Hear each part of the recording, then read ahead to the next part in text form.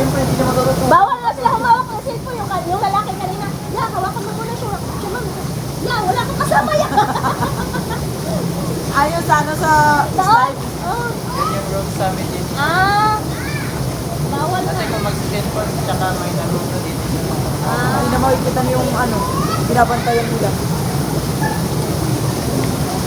Nadidistract kasi sila. Okay lang naman, kaso ka lang yung trabaho niya kakaantok. Oo nga, nakaka-board. kahit ulan niya. Kahit ulan? Andyan kayo?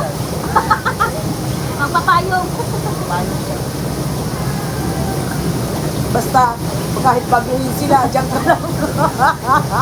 Pero kung walang naliligo dito, wala kayo dito.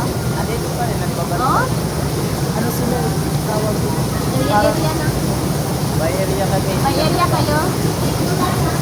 Grabe, ang dami nyo. Tapos ang laki yung pasawag. Pinangalan nyo. Pero ano naman yun, nakita. Araw-araw naman ata sila may kiss eh. Yung bagyo, wala no? Sa Lunes hanggang Biyernes, ano lang, dalawa, mabigyan dalawa. Nung bagyo? Yung summer kasi, yung summer punong-puno ito lahat. Puno-puno no? Doon Pag kayo, summer pag talaga summer, yun. oh. Pero pag mga ordinaryong araw lang, Pag sa ordinaryong araw, ano lang yung may birthday. siguro mga Pero 2 kung weekend, meron tent dito.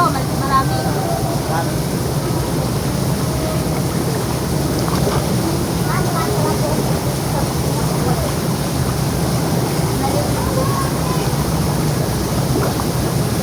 May hangin kami sa tabal.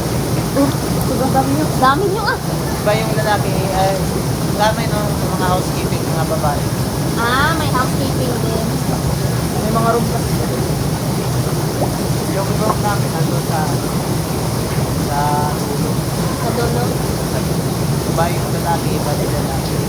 May room kayo? Libre. Stay-in? Stay-in kayo? Ay, okay na yung sahod na ganyan. Kasi stay-in, tapos libre pa. Sa akin, okay lang nga ba? Walang mabuhay ako. Okay lang pag ano, okay lang pag walang pamilya.